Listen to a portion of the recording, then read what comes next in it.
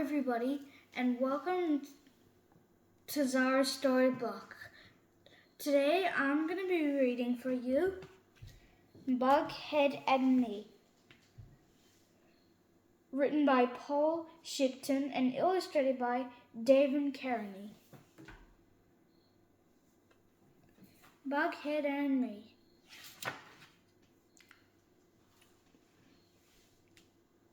At first, we saw Bughead in the park. "What's that kid doing over there?" asked James. We looked across to find a far paddock. A boy was sitting alone, staring at the grass. "Let's check it out," grinned James as usual, we followed. James always decides what we should do. The boy didn't notice until we were standing behind him. "What's going on?" said James. The kid smiled at us. "I'm watching this beetle." I looked down and saw a small black beetle in the grass. "Yuck," I said. James glared at me. "What's wrong, Megan?" "Insects give me creeps," I shivered. Just then, the kid stared at the bug. "It came from that tree," it said, heading for the bushes. "Not anymore," James grinned. He held his foot over the insect and shouted, "Bye-bye, beetle." Then he started lowering his foot. "No!" shouted the kid, but he knew that James would not listen. He was going to squash that beetle, but luckily, at that moment, the insect opened its wing and flew off to safety, and just in time. James glared at the kid. "Maybe that bug is a friend of yours," he said. "Come think if you of it. You look like a bug." Lee and Paku both laughed. "Don't worry, Bughead," said James. "You'll find lots of other bug friends to play with." A part of me felt sorry for this kid, but I laughed because the others laughed, and the only person who was not laughing was the kid. There was a surprise at home later that afternoon. In our kitchen was a woman I did not know. And there was someone else, someone I did know. It was Bughead, Mom said. "This is Megan and Miss Tyler," said her son and Alan. "They're our new neighbors." I nodded a hello and tried to stop my cheeks from blushing. I knew Bughead recognized me, but he didn't really look angry. Just curious. "Why don't you both go out into the backyard?" Mom said to Alan and me. So that's how I ended up outside with Alan, Tyler, and also as Bughead.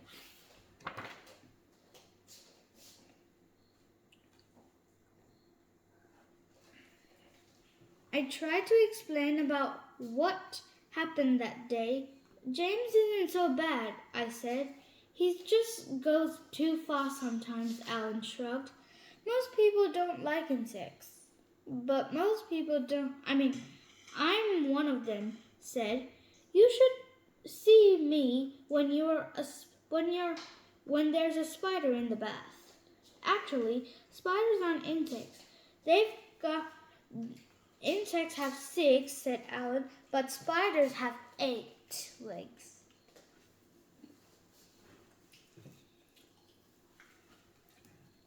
"So why do you like insects?" I asked. "Well, they're so creepy and weird." I looked around, and isn't it amazing to think of thousands of creatures in the garden like this?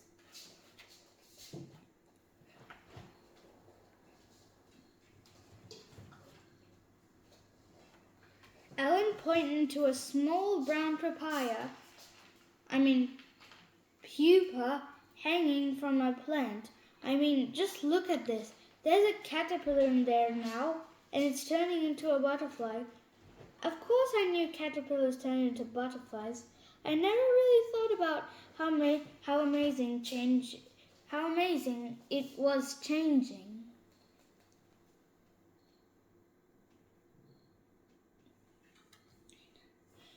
Changes we make.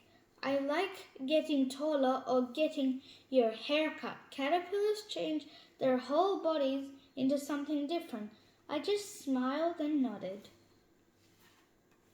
The next day, James and Lee were in the park.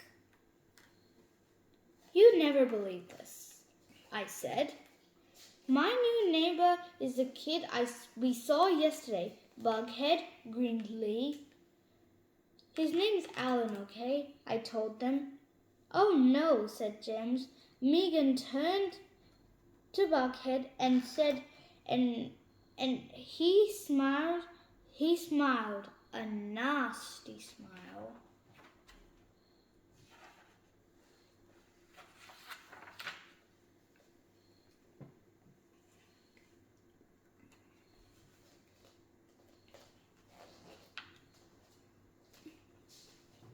I felt my cheeks blushing.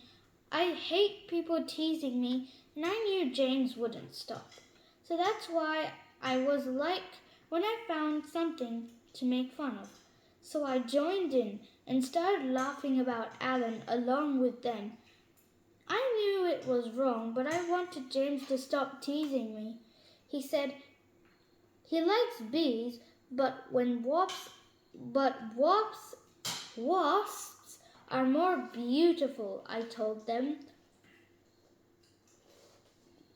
They laughed more, and so I went on, made fun of all the things Alan had told me. Suddenly,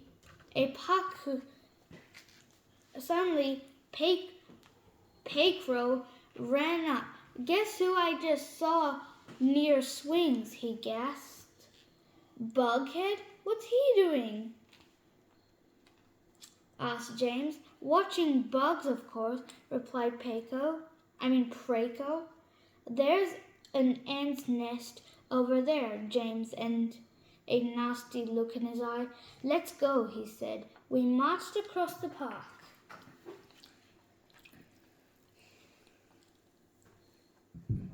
Then suddenly a splash of color caught my eye. It was a beautiful butterfly floating from flower to flower. As I watched it for a moment, that's when I thought of it hit me. What was it doing here? Why was I still friends with a mean bully like James? My legs trembled, but I made myself step forward and stood next to Alan and stared at James. "Alan's right. It's not this time, James," I said. "Is this a joke?" James demanded. He looked angry but confused too. "He's just scared of us." It seemed like forever. Then at last, James said to Lee and Pacro that then let this leave Bugheads to play with their friends. James stomped off with Lee, and Pacro followed.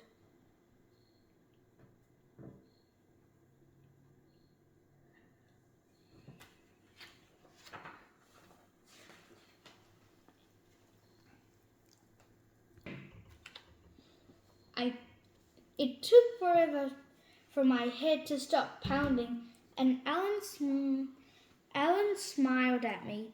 "Thanks." I looked at him, and 1,000 of ants Alan Taylor, I said. You are weird, but I smiled too.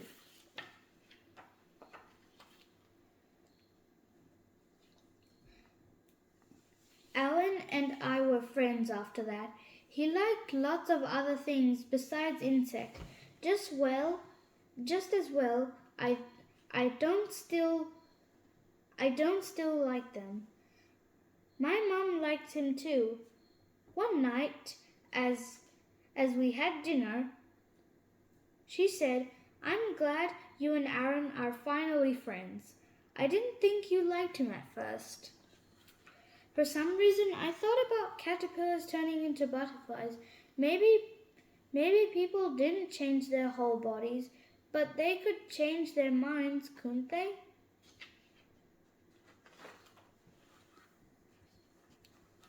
My dad picked up some lettuce from his plate. "Here's an insect on this," he complained. I grinned and actually, Dad, that's an ant hit. And that's the end of the story. So the summary of the story is that Megan was friends with James and also always calling Alan Bughead.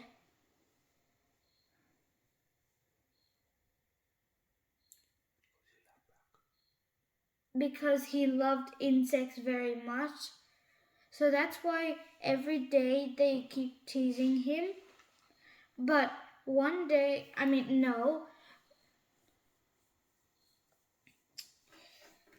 Baba, can you pause it? Sorry about that, I just got messed up. So here's the summary.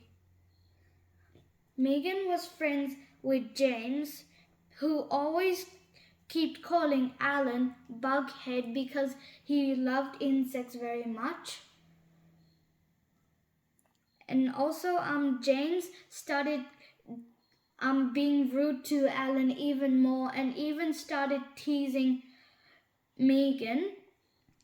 But Alan started to like Megan because she always stood up for him, and also whenever he told him facts or anything about insects, she listened, and also they became good friends, and also James didn't bully them anymore.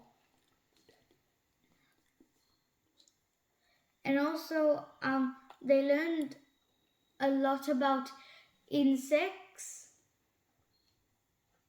So one day when Megan was having dinner with her parents, her dad found an insect on his lettuce leaf, and also Megan said it's an airhead.